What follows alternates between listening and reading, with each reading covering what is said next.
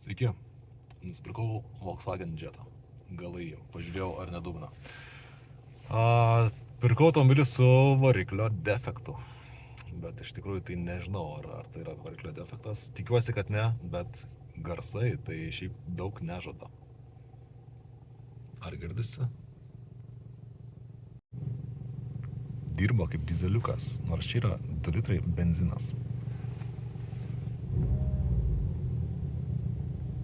Tai va. Kas nesat prenumeravę kanalo, o tokių aišku yra dauguma, tai šiaip kviečiu paprenumeruoti, nes tikiu, kad kelionė gali būti labai kalnuota iki gerai veikiančio variklio. Mane dar truputį erzina tas garsas, bet tiesiog parodysiu truputį iš išorės, kaip atrodo šitas automobilis. Tai va taip, dirba kaip dizeliukas. Ir visumoje kėbulas daug maž gražus. Čia yra 2 litrai turbo benzinas.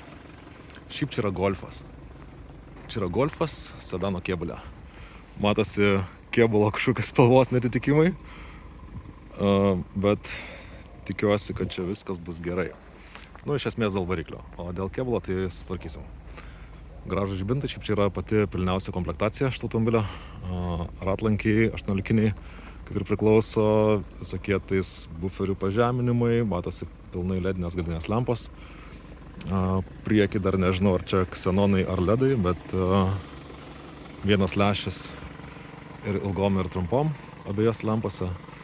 Bus įdomu, bet dirba kaip dizelis, taip. Jo, dirba kaip dizeliukas ant laisvų, tai manęs tai neįkvepia.